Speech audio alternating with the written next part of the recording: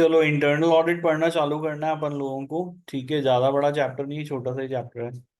आवाज आ रही है भाई, loud and clear? Yes sir. चलो, अब इंटरनल ऑडिट क्या है, कौन से स्टैंडर्ड्स हैं हमारे, तो क्या जरूरत है, क्या रूल है, इंटरनल और एक्सटर्नल ऑडिट के बीच में क्या फर्क होता है, आउटसोर्सिंग का कंसेप्ट इन लोगों ने यहाँ पे डिस्कस किया इंटरनल ऑडिट के लिए।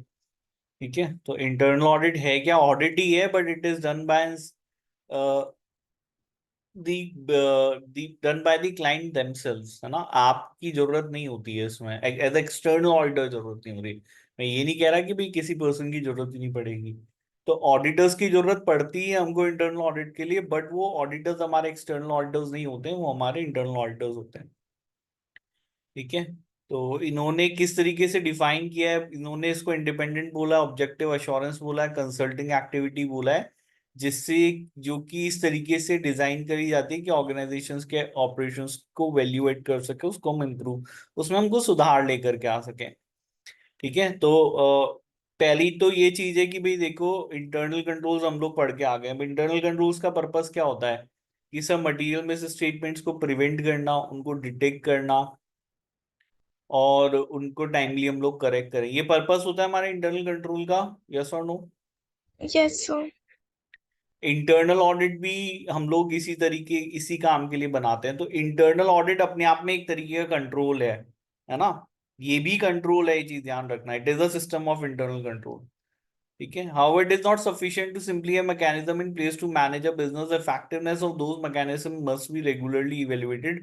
All system needs some form of monitoring and feedback. This is the rule of। तो होता क्या है कि देखो, आपने एक सिस्टम बना दिया, ठीक है, इंटरनल कंट्रोल्स का। अब आप जो सिस्टम बना चुके हो, उस सिस्टम को कंटिन्यूसली मॉनिटर करना पड़ेगा। क्यों मॉनिटर करना पड़ेगा? क्योंकि हो सकता है वो सिस्टम आपने बना तो दिया है, लेकिन वो उस तरीके से काम नहीं कर रहा जिस तरीके से उसको बनाया गया था, जिस पर्पज के लिए बनाया गया था, या वो आउटडेटेड हो चुका है, या उसको उस अब इनिशियली जिस तरीके से काम कर रहा था, अब वो इस तरीके से काम नहीं कर पा रहा है। तो हमको उसकी कंटिन्यूसली मॉनिटरिंग की जरूरत है। तो इस वजह से आपको एक और कंट्रोल चाहिए जो आपके कंट्रोल्स को मॉनिटर करे, आपके कंट्रोल के जो सिस्टम्स आपने बना रखे हैं उन चीजों को मॉनिटर करे, उस पर आपको फीडबैक दे। वो काम बेसिकली हम लोग किससे करते हैं, किसके थ्रू करते हैं, इंटरनल ऑडिट के थ्रू करते हैं। ठीक है भाई, बात समझ में आ रही है मेरी यहाँ पे, यस और नो? Yes sir. ठीक है, और ये इन्होंने बताया कि देखो, इंटरनल ऑडिट कराना बाय लॉ रिक्वायर्ड नहीं है, generally most of the countries में नहीं है। दिस अलाउ फ्लेक्सिबिलिटी ना way internal audit establish to suit the need, तो आप अपनी इच्छा से करा सकते हैं। जनरली जो छोटे बिजनेसेस होते हैं वहां इंटरनल ऑडिट कराने की जरूरत नहीं होती है ना। जनरली इंटरनल ऑडिट बड़ी कंपनियों में होती हैं। इंटरनल ऑडिट की जरूरत इसलिए इस चीज के ऊपर डिपेंड करती है, scale and diversity of activities. जितना बड़ा बिजनेस होगा, जितना डाइवर्सिफाइड बिजनेस होगा। What is diversification? वर्ड समझ जाए, सुना है diversification? Yes sir. Yes sir. क्या मतलब है इसका? सर वो ऑर्गेनाइजेशन ज्योग्राफिकली स्प्रेड आउट हो सकती है, डाइवर्सिफाई हो सकती है। नहीं हो तो सकती है, what does it mean, what does it practically mean? For something which is in more than one thing. हाँ, a company which is dealing in more than one activity, है ना। अब आप बिस्किट भी बना रहे हो, आप टूथपेस्ट भी बना रहे हो, ठीक है, आप डिओड्रेंट भी मैन्युफैक्चर कर रहे हो, आप इस जो है वो दूसरे सर्विस सेक्टर के भी काम कर रहे हो, तो वो उसको हम लोग यहाँ पे डाइवर्सिटी कहते हैं, है ना। तो अगर आपकी कंपनी बड़े स्केल की कंपनी, डाइवर्सिफाइड एक्टिविटीज आप परफॉर्म करते हैं, तो आपको इंटरनल ऑडिट की जरूरत है। कॉम्प्लेक्सिटी ऑफ ऑपरेशंस, अगर आपके ऑपरेशंस कॉम्प्लेक्स हैं, the more complex the organisation the greater the benefit obtained from having an inter. तो अगर आपके ऑपरेशंस कॉम्प्लेक्स ऑपरेशंस हैं, ठीक है, ज्यादा बड़ी ऑर्गेनाइजेशंस में इसी तरीके से कॉम्प्लेक्स ऑपरेशंस जो होते हैं वो कॉम्प्लेक्स होते हैं, वो इजी नहीं होते। ठीक है, number of employees, come employees हैं, जरूरत नहीं है, नंबर ऑफ एम्प्लॉयज ज्यादा हैं, फ्रॉड का रिस्क ज्यादा है। कॉस्ट बेनिफिट कंसिडरेशन देखना पड़ता है, अगर, क्योंकि देखो इंटरनल ऑडिट फ्री में नहीं होने वाली है। आपको एक डिपार्टमेंट एस्टेब्लिश करना पड़ेगा इंटरनल ऑडिट का, और otherwise you will need to outsource the this function. जो भी आप करो, आप खुद से कराओ, आप इसको आउटसोर्स कर दो, कैसे भी कराओ, लेकिन इस पे पैसा खर्च होगा। तो आपको ये देखना चाहिए कि क्या हमें इंटरनल ऑडिट कराने से जो बेनिफिट मिलेगा वो उसकी कॉस्ट से ज्यादा होगा या नहीं होगा, तभी आप यहाँ पे ऑडिट इंटरनल ऑडिट कराइए, अदरवाइज इसकी जरूरत नहीं है। आया समझ में यहाँ पे, यस और नो? yes sir. इसके अलावा सीनियर मैनेजमेंट की डिजायर पे भी डिपेंड करता है, ठीक है, कि वो यहाँ पे रिस्क और कंट्रोल के ऊपर कोई एडवाइस लेना चाहते हैं, कोई इंश्योरेंस लेना चाहते हैं, है ना। ये बात हो गई the control current control environment and whether there history of fraud और कंट्रोल डेफिशिएंसीज। अगर आपके यहाँ पे करंट कंट्रोल एनवायरनमेंट क्या है, क्या कोई आपकी फ्रॉड की हिस्ट्री रही है कंट्रोल डेफिशिएंसीज की वजह से, तो अगर ऐसा है तो फिर इंटरनल ऑडिट के आपको बेनिफिट्स मिलेंगे, आपको करवानी चाहिए। तो ये सब चीजें देख करके ही हम इंटरनल ऑडिट यहाँ पे सेटअप करते हैं, अदरवाइज आपको सेटअप करने की जरूरत नहीं है। क्लियर है, समझ में आ गया है यहाँ पे, यस और नो? yes sir. मैं थोड़ा सा जल्दी पढ़ा रहा हूँ ना, क्योंकि मुझे चैप्टर खत्म भी करना है आज ये, और इतना इतना कॉम्प्लिकेटेड या डिफिकल्ट चैप्टर है नहीं कि मुझे बहुत ज्यादा कोई डिस्कशन करना पड़े। बट इफ इन केस अगर आपको कोई डाउट आता तो प्लीज लेट मी नो। समझ में आ रहा है भाई, यस और नो? yes sir. सिमरन वैदिक समझ में आ रहा है जो पढ़ा रहा हूँ? Yes, sir. Yes, sir. Now what is the difference between internal external? देखो, ऑब्जेक्टिव एक्सटर्नल ऑडिट का काम पर्पस होता है कि हमको फाइनेंशियल स्टेटमेंट के ऊपर ओपिनियन चाहिए होता है कि भाई वो ट्रू एंड फेयर व्यू का जो है वो एग्जीबिशन कर रहे हैं या नहीं कर रहे। इंटरनल ऑडिट का पर्पस ये नहीं होता। इंटरनल ऑडिट का पर्पस होता है जो अदर इंटरनल कंट्रोल्स हैं उनकी इफेक्टिवनेस और एफिशिएंसी को एनहांस करना, उनको बढ़ाना।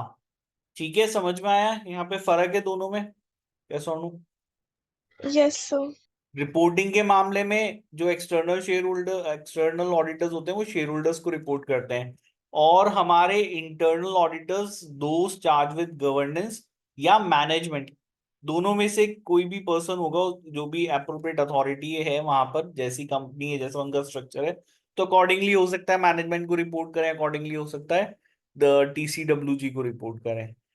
रिपोर्ट एक्सटर्नल ऑडिट की पब्लिकली अवेलेबल होती है, इंटरनल ऑडिट की पब्लिकली अवेलेबल नहीं होती है ना, वो सिर्फ कंपनी के लोगों की होती है। स्कोप ऑफ वर्क इसमें आपको सिर्फ फाइनेंशियल स्टेटमेंट की ट्रुथनेस एंड फेयरनेस तक लिमिटेड है, और जबकि आपकी इंटरनल ऑडिट का स्कोप वाइडर हो सकता है, आप उनसे अलग अलग तरीके के काम करा सकते हो, आप फ्रॉड इन्वेस्टिगेशन भी करा सकते हो उनसे, है ना, आप इंटरनल कंट्रोल्स को लेकर के काम करा सकते हैं, आप और दूसरे काम करा सकते हैं। तो जितनी जैसी मैनेजमेंट की जरूरत है इंटरनल ऑडिटर से वैसे काम कराया जा सकता है। अपॉइंटमेंट एंड रिमूवल कैसे होगा? एक्सटर्नल ऑडिटर्स को अपॉइंटमेंट शेयर होल्डर्स करते हैं, यहाँ पे ऑडिट कमिटी या board of directors internal auditors का अपॉइंटमेंट करते हैं। ये इंडिपेंडेंट होते हैं, इनका इंडिपेंडेंट होना जरूरी नहीं होता। ठीक है भाई, समझ में आ गया यहाँ पे, यस और नो? yes sir.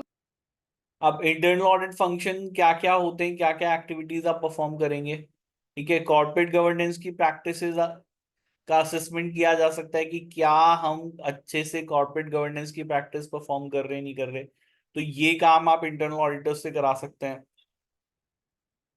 कंपनी का रिस्क आइडेंटिफिकेशन और मैनेजमेंट की प्रोसेसेस का इवेल्युएशन कराया जा सकता है। इंटरनल कंट्रोल्स की इफेक्टिवनेस का टेस्ट आप करा सकते हैं। ठीक है, फाइनेंशियल एंड ऑपरेटिंग इंफॉर्मेशन की रिलायबिलिटी का असेसमेंट कराया जा सकता है। ठीक है, इसके अलावा वैल्यू फॉर मनी ऑडिट, जहां पे आप ये देखना चाहते हो कि क्या हम जो पैसा खर्च कर रहे हैं वो पैसा, उससे जो बेनिफिट मिलना चाहिए, तो वो इकोनॉमिक एफिशिएंसी और इफेक्टिवनेस, तो एक एक रुपए का जब आप हिसाब लगाना चाहते हो कि भी जो 1 रुपए कॉस्ट खर्च हमने करी है उसके बदले में क्या बेनिफिट एक्रू हमको हुआ, तो वो उसको हम वैल्यू फॉर मनी ऑडिट कहते हैं।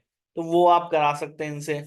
कंप्लाइंस लॉज एंड रेगुलेशंस की कंप्लाइंस का असेसमेंट कराया जा सकता है। Detection and prevention of fraud के ऊपर रिकमेंडेशन आप इनसे मांग सकते हैं ऑडिट करा के। ठीक है, तो ये सारे हमारे रोल, ये सारे हमारी स्कोप के अंदर चीजें आती है, तो काफी जो है वो वाइडर स्कोप है। फ्रॉड इन्वेस्टिगेशन हो गई, और IT सिस्टम का रिव्यू हो गया। ठीक है ना, mystery shopper visits, surprise checks ही हैं। अगर आपकी शॉप्स हैं, आप कंपनी हो जिसके रिटेल आउटलेट्स हैं, तो आप अपने इंटरनल ऑडिटर्स को सरप्राइजिंगली वहां भेज सकते हैं ताकि वो देखे कि किस तरीके से हमारी कंपनी कहाँ पे काम कर रही है। कॉन्ट्रैक्ट ऑडिट्स क्या होती है भाई, सुना है पहले अपने? कॉन्ट्रैक्ट ऑडिट सुना है? कॉन्ट्रैक्ट ऑडिट नहीं सुना? No, sir. कॉन्ट्रैक्टेड ऑडिट का मतलब कुछ भी नहीं है, बहुत सिंपल है। देखो, company enters into contract with suppliers, with buyers, ठीक है, विद एम्प्लॉयज, ठीक है, विद इन्वेस्टर्स। तो आप बिजनेस करते हो तो आप रोज किसी ना किसी के साथ कॉन्ट्रैक्ट में जो है वो आ रहे हो। होता है भाई, कॉन्ट्रैक्ट तो एक ऐसी चीज है।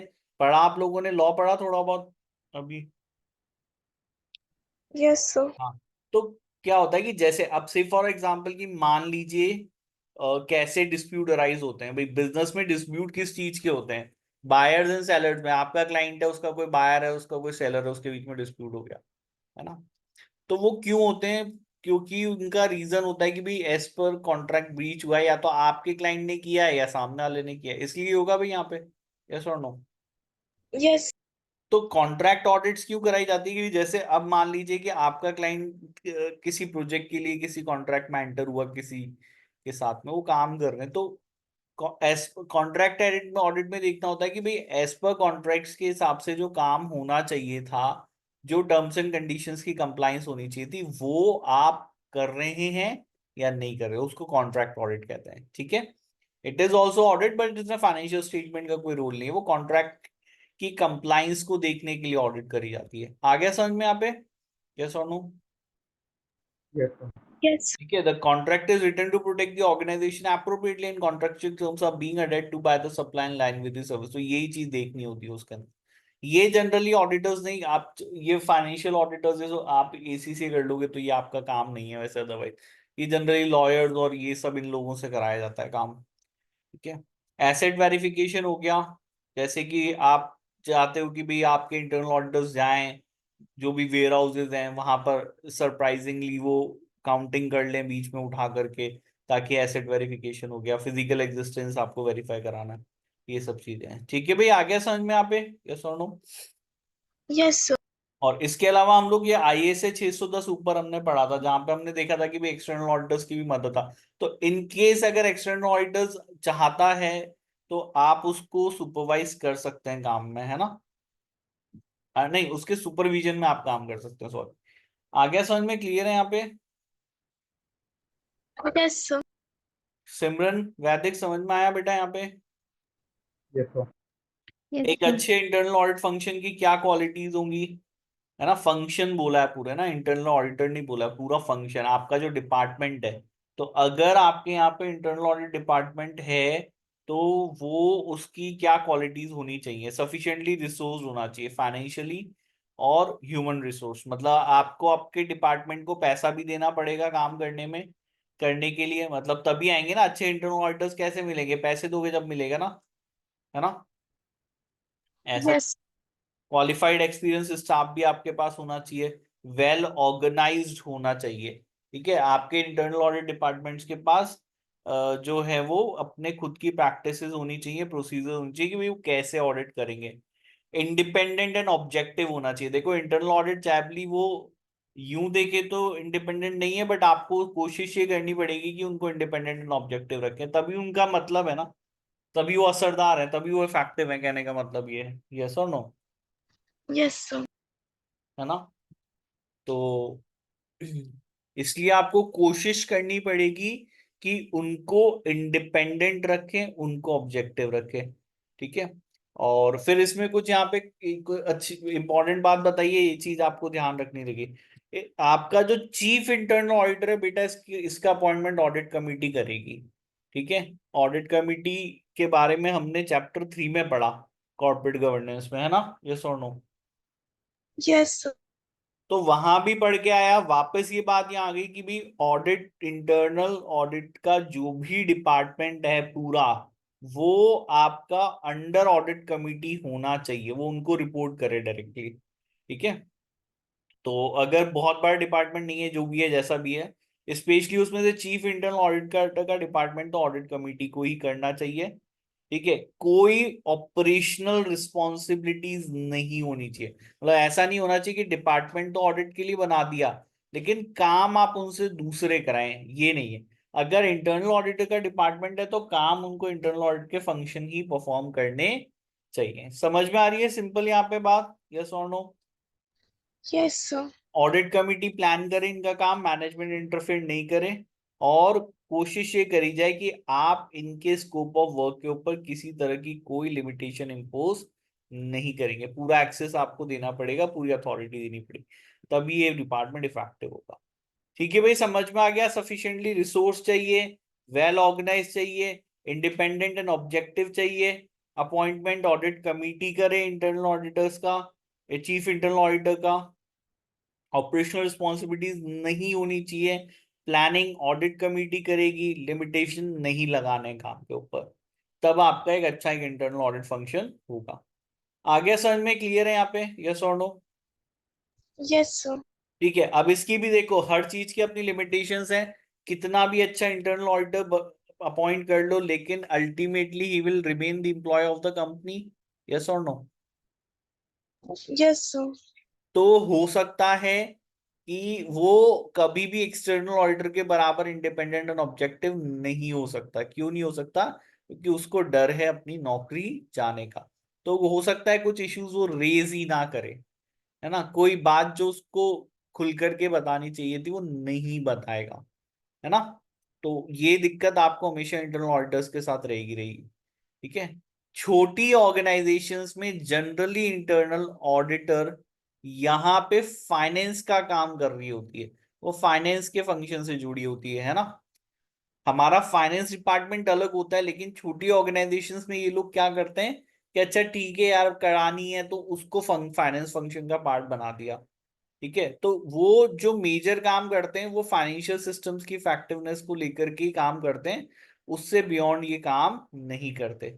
आ गया समझ में यहाँ पे? यस और नो? Yes, sir.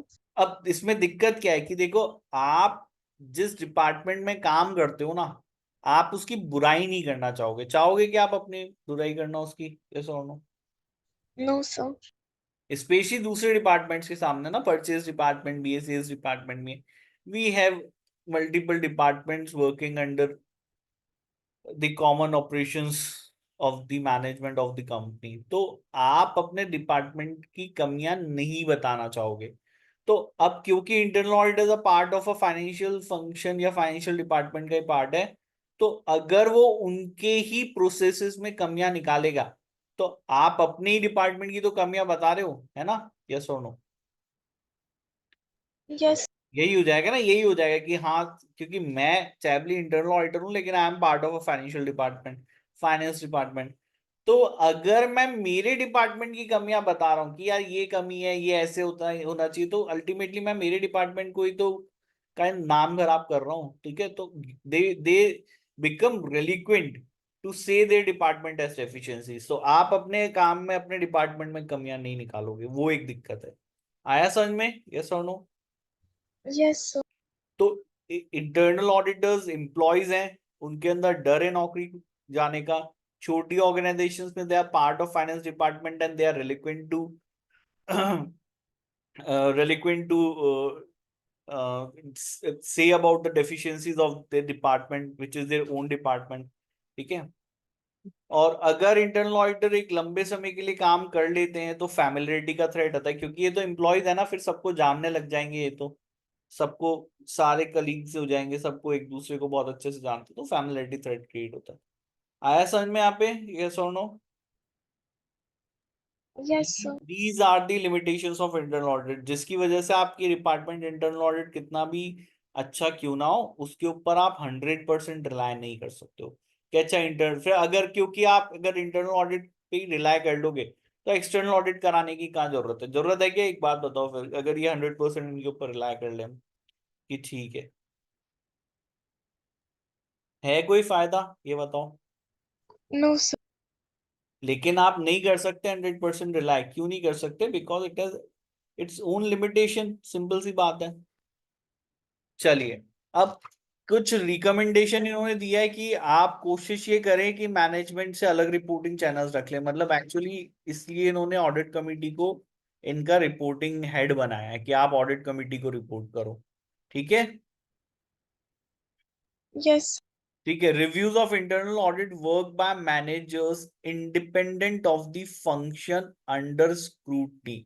ठीक है, तो इंटरनल ऑडिट वर्क का जो मैनेजर्स रिव्यू कर रहे हैं, ठीक है, वो इंडिपेंडेंट होने चाहिए of the function under scrutiny. कहने का मतलब क्या है कि भाई इंटरनल ऑडिटर्स के काम का रिव्यू कौन करेगा? कौन करेगा भाई? है ना? इंटरनल ऑडिटर हर किसी के काम को कोई ना कोई तो रिव्यू करेगा ही सही। यस और नो? Yes, sir. तो हमारे इंटरनल ऑडिटर्स के काम को रिव्यू कौन करेगा? क्या वो मैनेजर्स करेंगे जो कि जिनके काम की का इंटरनल ऑडिट किया गया है, वही मैनेजर्स आपके काम को रिव्यू करें? तो ये सही नहीं है ना। कहने का मतलब ये है कि मैंने, मान लीजिए, परचेज डिपार्टमेंट के कंट्रोल्स को रिव्यू यहाँ पे ऑडिट किया, और परचेज डिपार्टमेंट के हेड मेरे काम का रिव्यू कर रहा है, मैं उसके काम में कमी निकाल रहा हूं और उसी को आप बोल रहे हो कि मेरे काम का रिव्यू करे। क्या ये सही है? No, sir. सोच के बताना सिमरन, मैं एक बात समझना, क्या ये सही है? आपको लग रहा है ऐसा होना चाहिए? ये सुनो, No, sir. अगर ऐसा होगा तो इट मींस आपका इंटरनल ऑडिट फिर ऑब्जेक्टिवली काम नहीं कर पाएगा, इंडिपेंडेंटली काम नहीं कर पाएगा। इसीलिए इंटरनल ऑडिटर का काम जो है, अगर आप रिव्यू कराना चाहते हो तो ऐसे मैनेजर्स से कराएं जिनका फंक्शन अंडर स्क्रूटनी नहीं था। आ गया समझ में? क्लियर है यहाँ पे? यस और नो? Yes, sir. तो आपको रिपोर्टिंग चैनल्स मैनेजमेंट से अलग रखने हैं। आपको अगर इनका रिव्यू कराना है तो इंडिपेंडेंट मैनेजर्स से रिव्यू कराना है, ठीक है। और कोशिश ये करें कि इंटरनल ऑडिट का फंक्शन आउटसोर्स कर दें, बाहर दे दें। आप एम्प्लॉयज मत बनाएं, आप इंटरनल ऑडिट का डिपार्टमेंट ही नहीं बनाएं, ठीक है। तो आपके जैसी फर्म को दिया जा सकता है, जैसे आपकी ईसीसी बन गए, फर्म है आपकी, तो आपके काम आपको एज अ इंटरनल ऑडिटर्स हम लोग अपॉइंट कर सकते हैं, कोई दिक्कत नहीं है। आ गया समझ में? यस और नो? आउटसोर्स कर दिया ये। Yes, ये sir. भाई समझ में आ गया यहाँ पे? यस और नो? Yes, Yes. sir. ठीक है ना, डिटेल में इन लोगों ने दिया। अब आउटसोर्सिंग के क्या फायदे होंगे? प्रोफेशनल फर्म्स करेंगे, अगर आउटसोर्स को आप प्रोफेशनल फर्म्स को करोगे तो वो अपने ethical code of conduct follow करते हैं, वो क्लाइंट से इंडिपेंडेंट होते हैं, उनके पास क्वालिफाइड कंपिटेंट स्टाफ होता है, एक्सपर्टीज स्टाफ होता है, ठीक है। उनके पास रेडी स्किल अवेलेबल है। आप अगर इंटरनल ऑडिट डिपार्टमेंट खुद से बनाओगे तो आपको अपने एम्प्लॉयज को ट्रेनिंग देनी पड़ेगी, उनके पास वो ट्रेनिंग पहले से अवेलेबल है, ठीक है। स्किल शॉर्टेज की प्रॉब्लम नहीं आएगी। फ्लेक्सिबल बेसिस पे अपॉइंटमेंट किया जा सकता है इन लोगों को, है ना। फ्लेक्सिबल बेसिस पे अपॉइंटमेंट कर सकते हैं प्रोफेशनल फर्म्स का।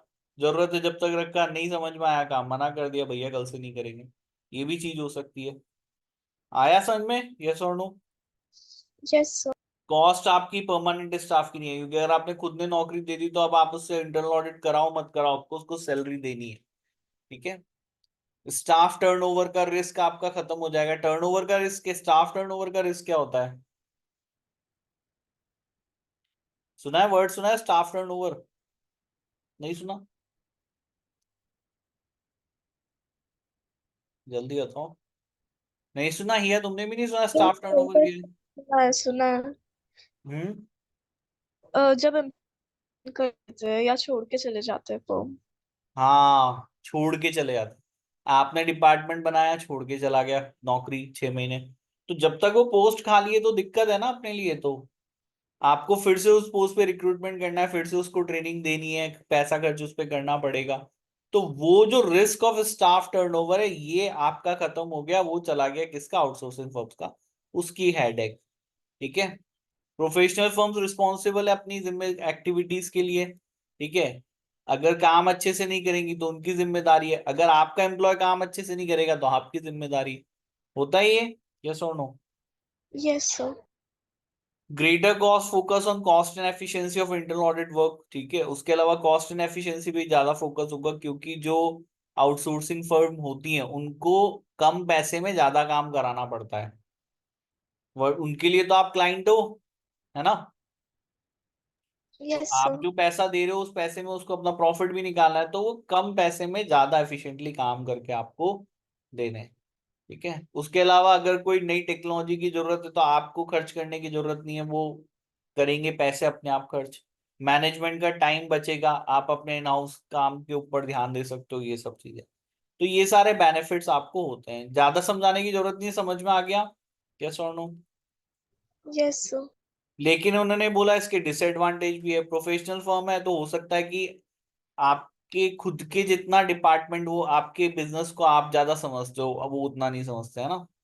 आप ज्यादा समझते हो आपके बिजनेस को, Yes, sir. आपकी ऑर्गेनाइजेशन को। तो एम्प्लॉयज के पास जो ऑर्गेनाइजेशन की समझ होती है, अंडरस्टैंडिंग होती है, नॉलेज होती है, वो आउटसोर्स फर्म को नहीं होती है। ठीक है। और क्योंकि कॉस्ट एसोसिएटेड है, हो सकता है क्वालिटी रिड्यूस कर दी जाए काम करने की। आपका अगर खुद का एम्प्लॉय करेगा तो कॉस्ट की चिंता नहीं है आपको, आप उसको सैलरी दे रहे हो, आप बोलोगे वैसा काम करेगा। लेकिन जब आपने आउटसोर्स कर दिया तो यहाँ पे कॉस्ट एसोसिएट हो गई है। अब जब पैसा एसोसिएट हो गया है, प्रॉफिट्स एसोसिएट हो गए हैं, तो हो सकता है कि कॉस्ट बचाने के लिए वो लोग इफेक्टिवनेस को कॉम्प्रोमाइज करें। आया समझ में यहाँ पे? यस और नो? Yes, sir. ठीक है। कॉन्ट्रेक्चुअल टर्म्स से बंधे होते हो, flexibility and availability not be as high with. अब क्योंकि देखो, आपने अगर प्रोफेशनल फर्म अपॉइंट करी काम करने के लिए, तो एज पर कॉन्ट्रैक्ट वो लोग काम करेंगे, आप उससे हर सब कुछ नहीं करा सकते हो। कॉन्ट्रैक्ट में लिखी है चार बातें कि हम इंटरनल ऑडिट करेंगे, ये करेंगे, ये करेंगे, वो उतना ही काम आपको करके देंगे। ज्यादा काम वो क्यों करेंगे? अपने एम्प्लॉय से तो कुछ भी कराओ, कुछ भी करा सकते हैं अपने एम्प्लॉय से तो काम हम लोग। यस और नो? Yes, sir. तो वो जो फ्लेक्सिबिलिटी आपको अपने एम्प्लॉय के साथ मिलेगी वो आउटसोर्सिंग में नहीं मिलेगी। आउटसोर्सिंग में वो स्पेसिफिकली वही काम करेंगे जिसके लिए वो एज पर कॉन्ट्रैक्ट बाउंड। आ रहा है भाई सिमरन वैदिक समझ में यहाँ पे? यस और no? Yes, sir. Yes, Yes, समझ sir. में आ गया। कई बार Yes. और जैसे कई बार फीस वो लोग ज्यादा चार्ज कर लेते हैं, एथिकल थ्रेट अराइज हो सकता है। अगर आप अपने इंटरनल ऑडिट एक्सटर्नल ऑडिटर से ही कराएं तो इससे एक एथिकल थ्रेट अराइज हो सकता है। ठीक है। और इसके अलावा independence of the outsource function, इस पे प्रेशर देखो ना। काम जाने का डर तो सबको है काम जाने का डर है। तो आप अगर नौकरी कर रहे हो तब भी आपको डर है, और अगर आप एज अ प्रोफेशनल काम कर रहे हो, एज आउटसोर्सिंग फर्म काम कर रहे हो, तो भी डर है क्लाइंट जाने का। सबको होता है ना वो, तो देखो वहीं से पैसा आ रहा है अल्टीमेटली। आपने अगर आउटसोर्स कर दिया, you will become client to that professional firm. अब आप उसको पैसा दे रहे हो काम करने के लिए, तो कहीं ना कहीं उनके मन में डर होगा कि यार अगर हम ज्यादा अपने तरीके से काम करेंगे, क्लाइंट की बात नहीं सुनेंगे, तो हो सकता है हमसे हमारा काम ले लें, कोई दूसरी प्रोफेशनल फर्म एंगेज कर ले। तो वो प्रेशर तो रहेगा ही सही। यस और नो? Yes, sir. उससे ऑब्जेक्टिविटी कई बार कॉम्प्रोमाइज हो जाती है। आ गया भाई समझ में? क्लियर है? लास्ट पॉइंट पढ़े। Yes, sir. सिमरन समझ में आई बात? वैदिक समझ में आया? Yes, sir. Yes, sir. Lack of control over the quality of service, फिर उसके बाद को आपकी काम के ऊपर कोई कंट्रोल नहीं है, वो जैसा करेंगे वैसा करेंगे। अब इंटरनल ऑडिट असाइनमेंट्स को इन्होंने डिटेल में डिस्कस किया। Value for money, operational audit, IT systems की audit, financial audit. Value for money audit कुछ भी नहीं होती बेटा। इसके अंदर क्या होता है, जो कंपनी पैसा खर्च कर रही है वो ये देखना चाहते हैं कि हम जो पैसा खर्च कर रहे हैं, क्या इससे कंपनी को जो बेनिफिट होना चाहिए था, वो बेनिफिट जो मैक्सिमम होना चाहिए था वो हो रहा है नहीं हो रहा। अब ये कैसे पता चलेगा? से फॉर एग्जांपल ना, as a consumer you are economic, you take economically the decision कि भाई मेरे को ये पैसा खर्च करना है, नहीं करता। सोचते हो नहीं सोचते हो? यस और नो? Yes, sir. जब आप मार्केट में जाते हो तो आप कोई पैसा खर्च करते हो, तो आप मार्केट छोड़ो, आप आजकल फ्लिपकार्ट अमेजोन भी चलाओगे, फोन खरीदना है तो आप देखोगे फ्लिपकार्ट पे सस्ता मिल रहा है, अमेजोन पे सस्ता मिल रहा है, देखते हो, ताकि मैं जो पैसा खर्च कर रहा हूँ मुझे उसका मैक्सिमम बेनिफिट मिले। यही होता है ना भाई? Just no. Yes. Yes, sir. ये ठीक है। और सर्टेन एग्जांपल हम लोग देख लेते हैं। आपके घर पे काम वाली बाई आती है काम करने के लिए, तो आप उसको महीने के पैसे देते हो। तो अगर आप घर पे हो तो आप उससे जितना काम हो सकता है कराने की कोशिश करोगे, ये भी करोगे आप। क्यों? क्योंकि आपको लग रहा है पैसे दे रही हूँ तो इस किस्से में जितना काम करा सकता हूँ कराऊं, है ना? यस और नो? वो दैट इज योर बेनिफिट। उस पैसे के बदले में आपको क्या मिला, है ना? Yes, sir.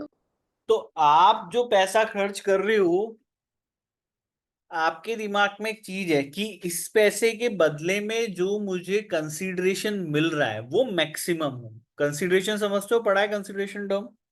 In return, in exchange, yes sir, है ना भाई? तो आप एज अ ह्यूमन, तो जब हम किसी बिजनेस की बात करते हैं और बिजनेस में जो एक्सपेंडिचर किया जा रहा है, बिजनेस का भी ऑब्जेक्टिव यही है कि उस एक्सपेंडिचर के बदले में मैक्सिमम रिटर्न वो यहाँ पे मिले उसको, मैक्सिमम कंसीडरेशन वो अर्न करे, मैक्सिमम बेनिफिट वो अर्न करे, है ना? यस और नो?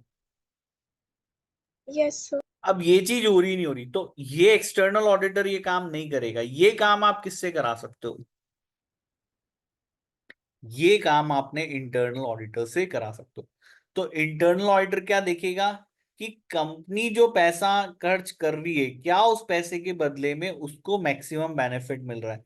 उनको इन्होंने 3 ईज के अंदर डिवाइड कर दिया कि कंपनी जो खर्चा कर रही है वो इकोनॉमिक होना चाहिए, उससे जो बेनिफिट मिल रहा है वो एफिशिएंट होना चाहिए, वो इफेक्टिव होना चाहिए। ठीक है? Economic means minimum cost. आप जो, अगर कंपनी ने कोई पैसा खर्च करके मशीन खरीदी, तो ये पूरी रिसर्च करके खरीदी होगी कि ये मशीन सबसे सस्ते में हम खरीद रहे हैं, कहीं इससे ज्यादा महंगी तो नहीं मिल रही। This will be the, should be the economic decision. Efficiently मतलब जो डिपार्टमेंट काम कर रहे हैं या ऑर्गेनाइजेशन काम कर रहे हैं, वो मिनिमम यूज ऑफ रिसोर्सेज का इस्तेमाल कर रहे हैं। ये एफिशिएंसी एंड इफेक्टिवनेस का कंसेप्ट आपने मैनेजमेंट में भी पढ़ा है, पढ़ा है नहीं पढ़ा? yes sir, पढ़ा है सिमरन, पढ़ा है एफिशिएंसी इफेक्टिवनेस का कंसेप्ट? Yes, sir. है ना? एफिशिएंसी मींस कि भाई जो इनपुट है वो मिनिमम यूज हो रहा है, वेस्टेज ज्यादा नहीं। अब इसकी ऑडिट कैसे होगी? इसकी ऑडिट ऐसे होगी कि भाई जो इंटरनल ऑडिटर वो देखेगा, से फॉर एग्जांपल ना, कि आप एक फर्नीचर बनाने वाली फैक्ट्री हो, फर्नीचर लकड़ी का बनता है, लकड़ी का आपकी वुड जो है वो उसका यूटिलाइजेशन होता है। तो अगर मान लीजिए अभी प्रोडक्शन हो रहा है 100 kg में, 10 सेट फर्नीचर के बनते हैं। कितने फर्नीचर के बनते हैं? 10 set. This will be the production that is currently. अब इसकी ऑडिट होगी तो ऑडिटर ये देखेगा कि क्या जो वेस्टेज करके और जो चीजें करके हम लोग 10 सेट बना रहे हैं, क्या इसको रिड्यूस करके हम लोग इसका प्रोडक्शन बढ़ा सकते हैं? क्या 11 सेट बनाए, 12 सेट बनाए? Is it possible? क्या जो 10 बना रहे हैं वो ऑप्टिमम है? इससे ऊपर नहीं हो सकता। ये चीज उसको देखनी पड़ेगी। आया समझ में? क्लियर है यहाँ पे? यस और no? yes sir, effective means achievements of goals, की भाई जिस पर्पस के लिए हम लोग इस पैसे को खर्च किया, क्या उसके बाद वो गोल हमने अचीव किया, वो टारगेट हमने अचीव किया है या नहीं किया। इसको हम लोग वैल्यू फॉर मनी ऑडिट कहेंगे। ये 3 चीजें आपको देखनी होती है ऑपरेशंस में, बिजनेस के। ठीक है? आया समझ में? यस और नो? yes sir, ठीक है। जनरली इन्होंने बोला ये कैसे किया जाता है, परफॉर्मेंस इंडिकेटर्स की मदद से किया जाता है। using the performance indicators to provide measure of economy, efficiency और effectiveness. This is particular। अब ये देखो कौन सी ऑर्गेनाइजेशन से काम ये ऑडिट कराती है। ये ऐसी ऑर्गेनाइजेशन कराती है जो प्रॉफिट्स के लिए काम नहीं कर रही है। ठीक है? उनके अंदर पैसा खर्च जो किया जाता है, फिर वो वैल्यू फॉर मनी होनी चाहिए, क्योंकि वो जो पैसा खर्च कर रहे हैं उससे प्रॉफिट नहीं कमाना, तो उससे बेनिफिट जो मिल रहा है वो पूरा मिलना चाहिए। आ गया समझ में यहाँ पे? यस और नो? yes, हालांकि आप इसको किसी भी कंपनी पे के लिए कर सकते हैं, बट जनरली ये वो कंपनीज कराई जाती हैं, करती हैं जो नॉट फॉर प्रॉफिट होती हैं। क्लियर है? समझ में आ गया? यस और नो? yes sir, ठीक है। अब फॉर एग्जाम्पल इन्होंने बोला है, चलो इसमें देखते हैं। The company chooses the cheapest supplier for the material it needs. The supplier has a lead time for delivery of 6 weeks. The company needs a supplier that can deliver short notice on regular basis. This will not be effective। है ना? ये पढ़ा है। तो company ने एक supplier ढूंढा है जो 6 हफ्ते में उनको माल सप्लाई कर देगा, वो सबसे सस्ता है।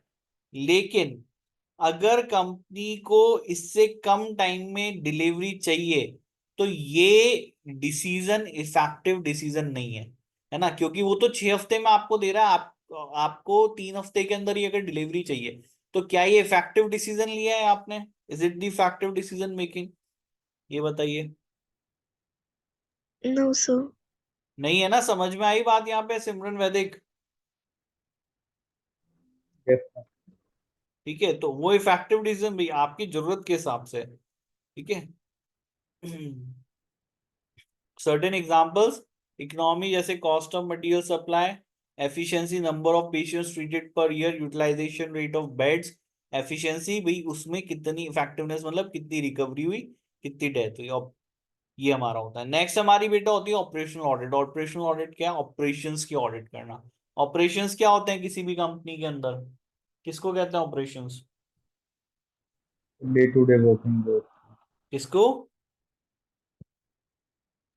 Day-to-day working hours. Day to day work, जैसे परचेज करना ऑपरेशन है, सेल्स करना ऑपरेशन है, पेरोल ऑपरेशन है, इन्वेंट्री का मैनेजमेंट ऑपरेशन है, मैन्युफैक्चरिंग ऑपरेशंस है, ये सब चीजें ऑपरेशंस होती हैं, ठीक है। तो ऑडिट में ऑपरेशनल ऑडिट का मतलब हो गया कि इन प्रोसेस की ऑडिट करना, ठीक है। सेल की प्रोसेस की ऑडिट हो गई, परचेज प्रोसेस की ऑडिट हो गई, अकाउंटिंग के प्रोसेस की ऑडिट हो गई, तो इन प्रोसेस की ऑडिट को हम लोग क्या कहते हैं? ऑपरेशनल ऑडिट कहते हैं, ठीक है भाई। समझ में आ गया यहाँ पे, यस और नो?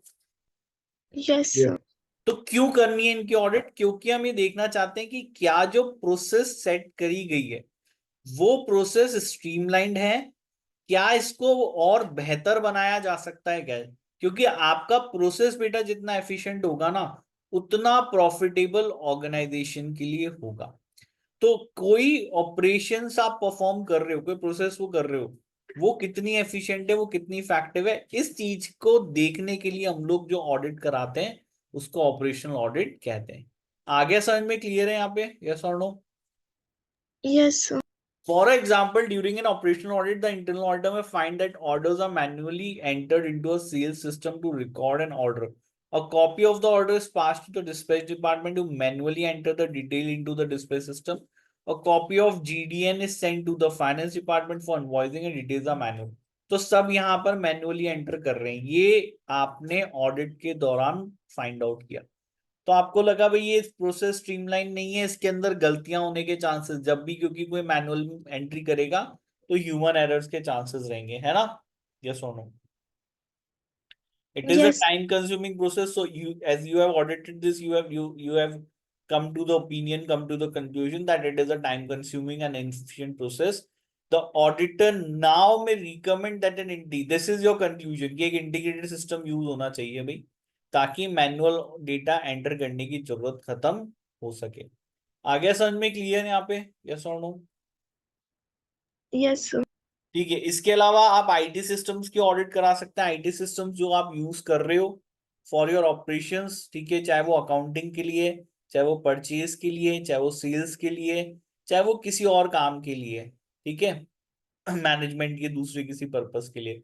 तो जो भी आईटी सिस्टम्स का यूज किया जा रहा है, ठीक है, और weather the provide a reliable basis for the preparation of financial statement, whether they are internal controls which are effective in it, तो इस चीज की आईटी सिस्टम्स की ऑडिट आप करा सकते हैं। Internal auditor will also consider the how its role is much wider scope and will also consider whether the company is getting value for money, क्या कंपनी को आईटी सिस्टम से value for money के benefit हो रहे हैं, क्या वो IT system effective है, प्रोक्योरमेंट प्रोसेस जो उसकी है, ठीक है, क्या मेंटेनेंस जो आप कर रहे हो वो अप्रोप्रिएट है, तो ये सब चीज। तो आईटी सिस्टम्स के ऑडिट को भी आप उनसे करा सकते हो। आगे समझ में यहाँ पे क्लियर है, यस और नो? Yes, sir. ठीक है, तो इसमें ऑडिट बेसिकली होगी कि इसमें ऑडिट आपके आईटी सिस्टम्स की ऑडिट होगी बेटा। किसकी ऑडिट होगी? आईटी सिस्टम्स की, ठीक है। और ये देखा जाएगा कि क्या ये आईटी सिस्टम एक reliable basis financial statement prepare करने का प्रोवाइड करते हैं या नहीं करते हैं, ठीक है। क्या इंटरनल कंट्रोल्स हैं, मतलब आईटी सिस्टम्स में भी ये ऊपर ऊपर पढ़ के आए कि आईटी सिस्टम्स के अंदर भी इंटरनल कंट्रोल हो सकते हैं। तो क्या ये जो इंटरनल कंट्रोल्स हैं, ये इंटरनल कंट्रोल मिस स्टेटमेंट का रिस्क रिड्यूस करने के लिए सफिशिएंट है या नहीं है, इस चीज को इस चीज की ऑडिट जो है वो इंटरनल ऑडिटर करता है। आया समझ में आप पे, यस और नो? Yes. सिमरन समझ में आ गई बात? वैदिक समझ में आ गया, यस और no? Yes, sir. yes, ma'am. Financial audit के बारे में पढ़ा हुआ है, क्या होती है फाइनेंशियल ऑडिट, जिसमें मेन एम फाइनेंशियल रिपोर्टिंग सिस्टम को ऑडिट करना होता है और ये देखना होता है कि क्या जो हमारा फाइनेंशियल रिपोर्टिंग सिस्टम है वो एक्यूरेट, कंप्लीट और टाइमली इंफॉर्मेशन प्रोड्यूस करता है या नहीं करता for decision making and business planning. ठीक है, ये हम लोग फाइनेंशियल ऑडिट तो जो भी अभी तक पढ़ा हो उसे फाइनेंशियल ऑडिट ही है। तो इवन आप अपने इंटरनल ऑडिटर से फाइनेंशियल ऑडिट करा सकते हो। आया समझ में यहाँ पे, यस और नो? yes sir, ठीक है, अब फाइनेंशियल इंफॉर्मेशन में फाइनेंशियल स्टेटमेंट्स हो गया, मंथली मैनेजमेंट अकाउंट्स हो गए, फोरकास्ट है, प्रोजेक्शंस हैं, ये सब चीजें आप ऑडिट करा सकते हो। ठीक है। The main of aim of internal financial audit is to ensure that the information produced is reliable and produced in an efficient and timely manner. If not, executive decision may be based on unreliable information. The other aim of a financial audit is to assess financial health of a business. More importantly, about ensuring that the mechanism in place for early identification of a financial risk. अच्छा, ये एक M और है इसका। ठीक है, तो financial audit के एम एक्सटर्नल ऑडिटर से थोड़े से अलग होते हैं इनके, है ना। ये कह रहे हैं कि भाई एक तो ये देखना कि क्या जो फाइनेंशियल रिपोर्टिंग सिस्टम है वो रिलायबल इंफॉर्मेशन प्रोड्यूस करता है, एफिशिएंट इंफॉर्मेशन प्रोड्यूस करता है, टाइमली मैनर में इंफॉर्मेशन प्रोड्यूस करता है नहीं। क्योंकि इस इंफॉर्मेशन का यूज एग्जीक्यूटिव डिसीजंस में लेने वाले हैं, मतलब बोर्ड ऑफ डायरेक्टर्स कोई भी डिसीजन कैसे लेंगे वो डिपेंड तो फाइनेंशियल रिपोर्टिंग के ऊपर ही है। भाई यहीं से तो इन्फॉर्मेशन जनरेट होगी और उसी के बेसिस पर बोर्ड ऑफ डिसीजन कोई ना कोई डायरेक्टर्स कोई ना कोई डिसीजन लेगा, यस और no?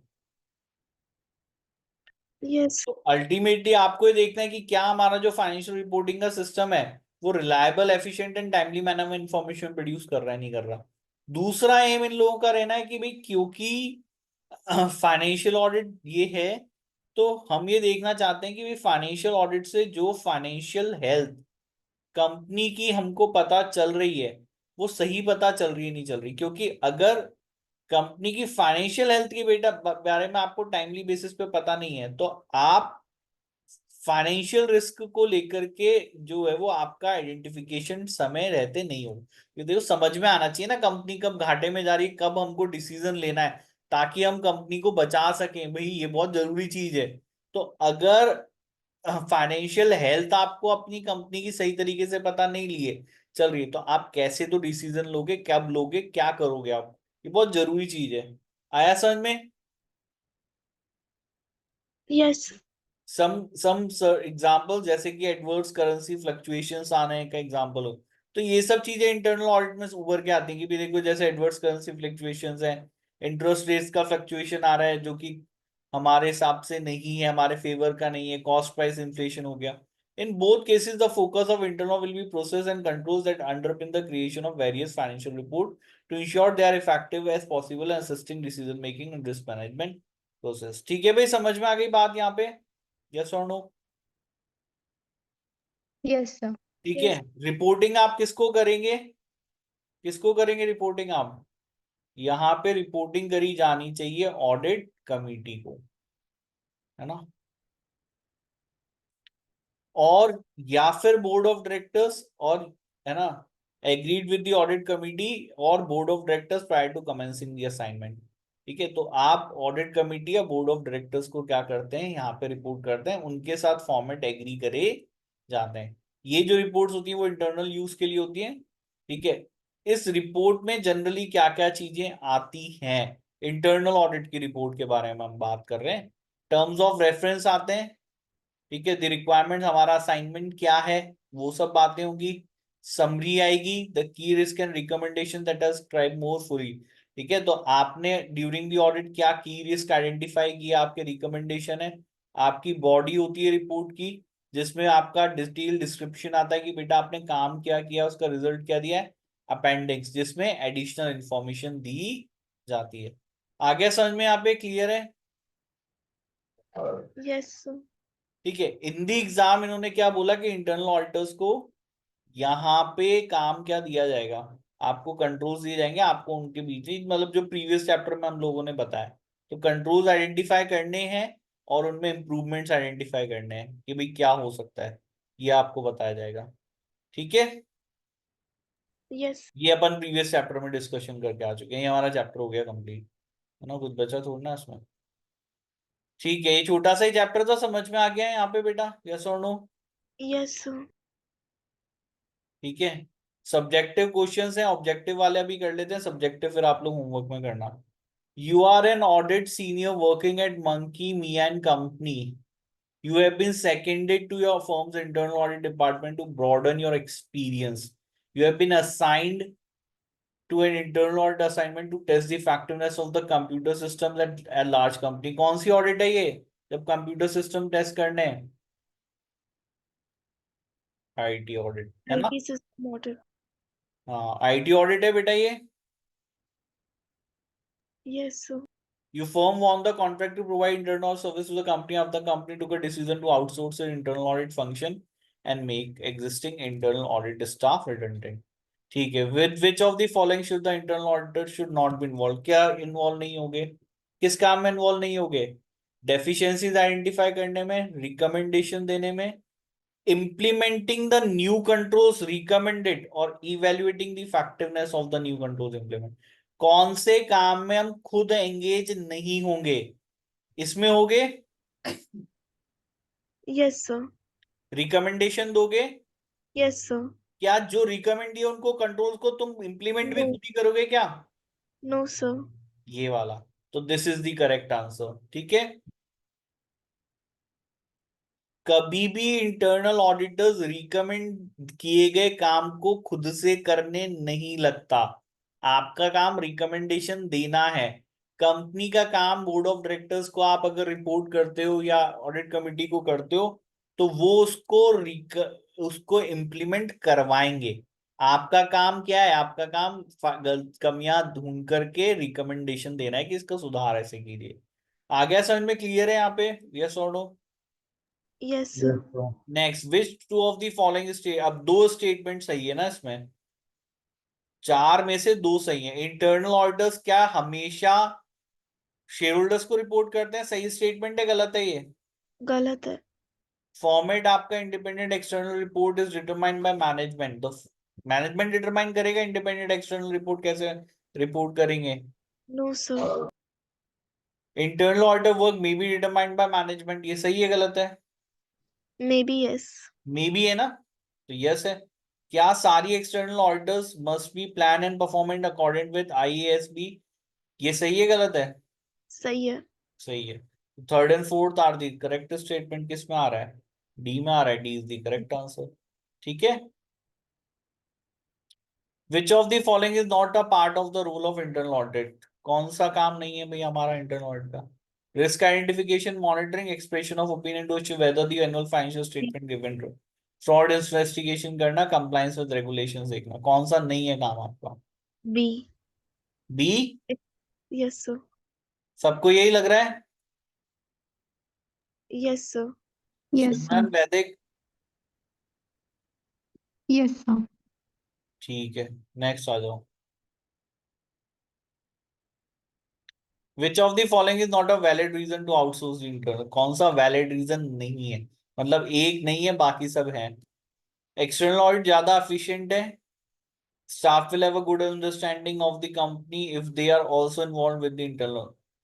External audit will be more efficient as the external audit staff will have a good understanding of the company if they are also involved in the internal. क्या ये सही reason है? Sir, outsource ये का सही है. गलत reason है?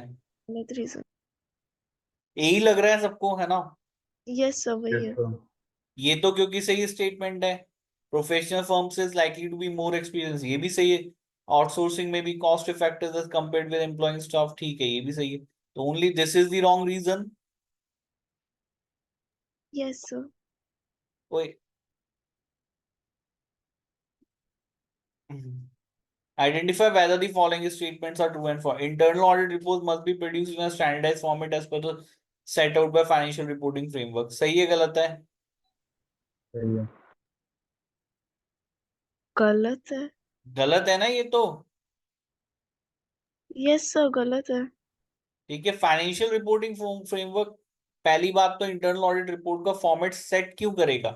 फाइनेंशियल रिपोर्टिंग फ्रेमवर्क कभी भी इंटरनल ऑडिट का फ्रेमवर्क करेगा? ये बताओ. No, sir. फिर internal audit report are issued to the shareholders. False और true? False. False. There is no legal requirement for company to have an internal audit department. True. The presence of internal audit function may act as deterrent to fraud. True. True. ठीक है भाई, समझ में आ गया? Yes, Yes, sir. sir. ये हमारा 9 chapter पूरा complete है आज, ठीक है।